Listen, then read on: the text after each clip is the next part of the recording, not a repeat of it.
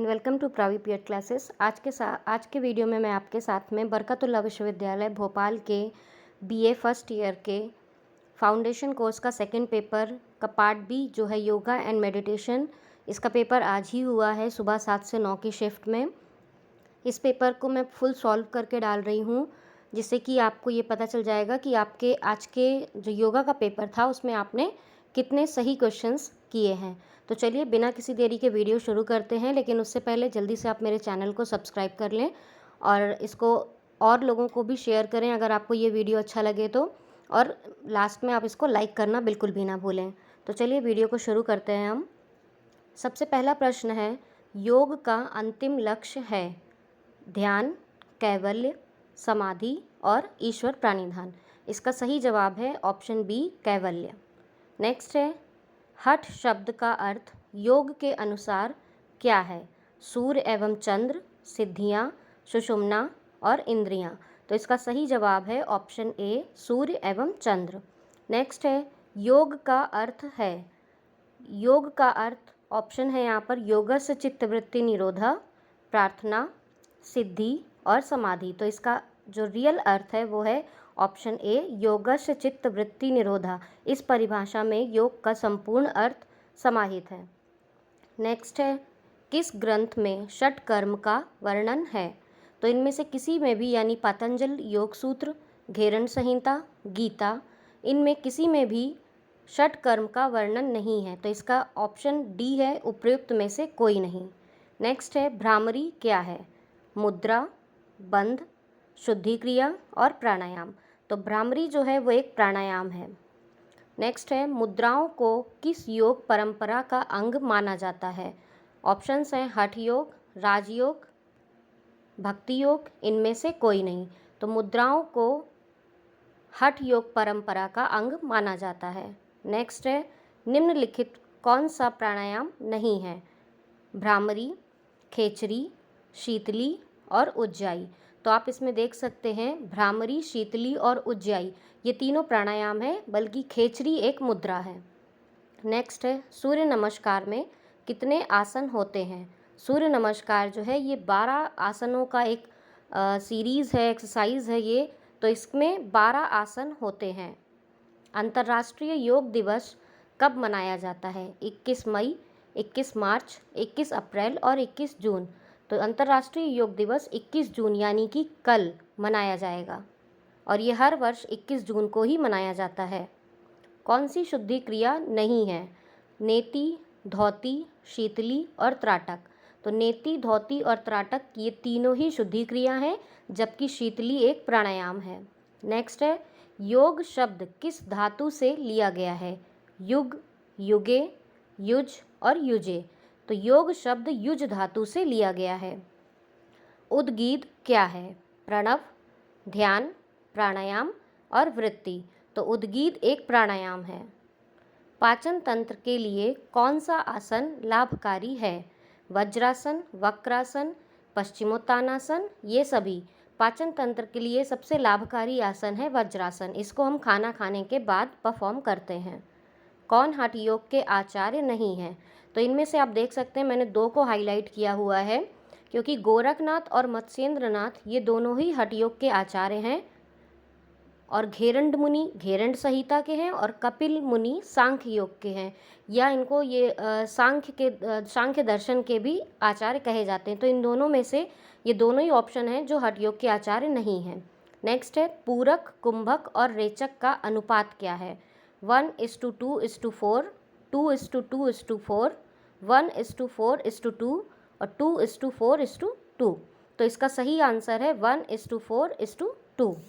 षट कर्म की संख्या है 8, 6, 10, 9। तो षट कर्म यानी कि 6। तो षट कर्म की संख्या है ऑप्शन बी, 6। नेति क्रिया किससे संबंधित है? पेट, कान, आँख, नाक। तो नेति क्रिया जो है ये हमारे नाक से संबंधित है। सूर्य नमस्कार में कुल कितनी अवस्थाएं होती हैं? तो सूर्य नमस्कार में 10, 11, 9 और 12। तो इनमें से 12 का जो ऑप्शन है ऑप्शन डी वो सही है। नेक्स्ट है, निम्नलिखित में से कौन योग के आदि प्रवक्ता हैं? हिरण्यगर्भ, महर्षि वेदव्यास, कपिल मुनि, उपर्युक्त में से कोई नहीं। तो ऑप्शन ए हिरण्यगर्भ, ये योग के आदि प्रवक्ता हैं।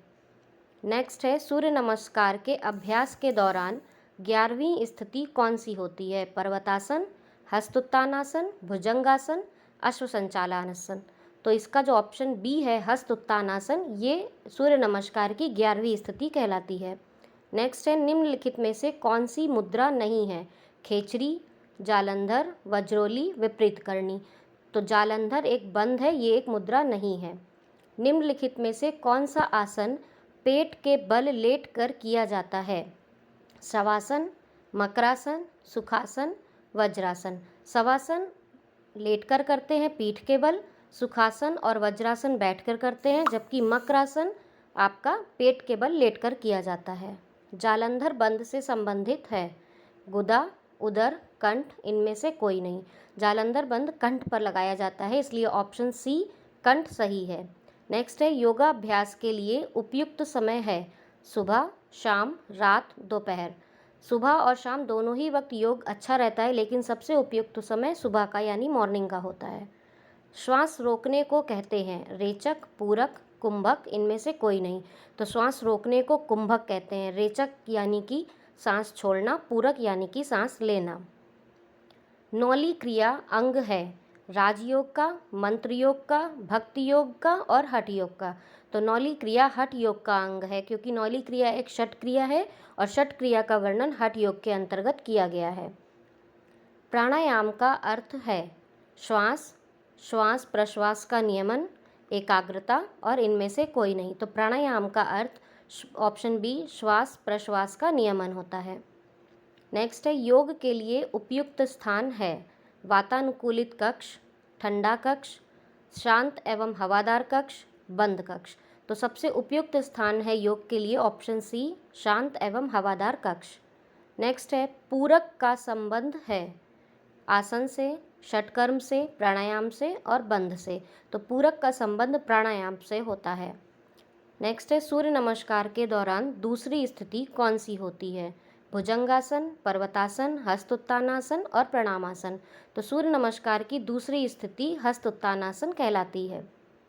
नेक्स्ट है आसन हिस्सा है? अष्टांग योग का, भक्ति योग का, कर्म योग का और ज्ञान योग का। तो आसन अष्टांग योग का एक हिस्सा है। नेक्स्ट है उड्डयन बंध की जा सकती है? बैठकर, खड़े होकर, लेटकर। ऑप्शन डी दोनों, ए और बी। तो उड्डयन बंध बैठकर और खड़े होकर दोनों ही तरह से लगाया जा सकता है। योग सूत्र के रचयिता कौन है? महर्षि व्यास, कपिल मुनि, महर्षि पतंजलि और गोरखनाथ।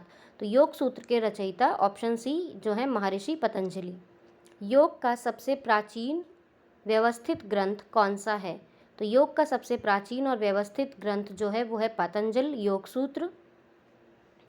नौली क्रिया से पूर्व कौन सी क्रिया करनी चाहिए? जलनेति, वमन, अग्निसार और इनमें से कोई नहीं। तो नौली क्रिया से पहले हमें अग्निसार करना चाहिए। मत्स्यासन के बाद कौन सा आसन करना चाहिए? शवासन, सर्वांगासन, नौकासन और इनमें से कोई नहीं। तो मत्स्यासन के बाद इनमें से ऐसा कोई आसन नहीं है जो इसका काउंटर पोज कहलाए या उसके बाद उसे करना चाहिए। नेक्स्ट है मधुमेह के रोगियों के लिए कौन सा आसन उत्तम है? तो मधुमेह के रोगियों के लिए सबसे उत्तम आसन है मंडूकासन, लेकिन भुजंगासन भी मधुमेह के रोगियों को लाभ देता है। नेक्स्ट है अनुलोम विलोम प्राणायाम के लाभ हैं? खून साफ करना, खून के प्रवाह में सुधार, श्वसन तंत्र को मजबूत करना। तो अनुलोम विलोम प्राणायाम से हमें ये जो तीनों लाभ दिख रहे हैं आपको, ये तीनों ही प्राप्त होते हैं, इसलिए ऑप्शन डी उपयुक्त सभी। नेक्स्ट है मानसिक तनाव को दूर करने के लिए सबसे उत्तम प्राणायाम कौन सा है? मानसिक तनाव को दूर करने के लिए सबसे उत्तम प्राणायाम भ्रामरी है। नेक्स्ट है आसनों का राजा किस आसन को कहा जाता है? भद्रासन, पद्मासन, शीर्षासन और सिद्धासन। तो शीर्षासन को आसनों का राजा कहा जाता है। नेक्स्ट है निम्नलिखित में से कौन सा आसन खड़े होकर किया जाता है? शवासन, ताड़ासन, मकरासन, पवन मुक्तासन। तो शवासन और पवन मुक्तासन पीठ के बल लेटकर करते हैं, जबकि मकरासन पेट के बल लेटकर करते हैं और ताड़ासन खड़े होकर करने वाला आसन है। नेक्स्ट है पर्वतासन किया जाता है बैठकर, लेटकर, खड़े होकर। तो पर्वतासन इनमें से किसी भी तरह से नहीं करते हैं। नेक्स्ट है ओम ध्यान के क्या लाभ हैं? एकाग्रता में वृद्धि, तनाव को कम करना, स्वास्थ्य में सुधार और उपयुक्त सभी। तो ओम के ध्यान से हमें उपयुक्त तीनों लाभ मिलते हैं। नेक्स्ट है सूर्य नमस्कार का प्रथम मंत्र है ओम रवैये नमः, ओम सूर्याय नमः, ओम मित्राय नमः, ओम भानवे नमः। जब हम सूर्य नमस्कार करते हैं तो सबसे पहला मंत्र होता है ओम मित्राय नमः। नेक्स्ट है अष्टांग योग में ध्यान का स्थान है 5वां, 6वां, 7वां, चौथा। अष्टांग योग में कितने होते हैं अंग? 8 अंग। यम, नियम, आसन, प्राणायाम, प्रत्याहार, धारणा, ध्यान, समाधि। तो इन जो 8 अंग हैं इनमें से ध्यान का 7वां स्थान होता है। नेक्स्ट है कुंभक के दौरान कौन से बंध लगते हैं? मूल बंध, जालंधर बंध, उड्डयन बंध।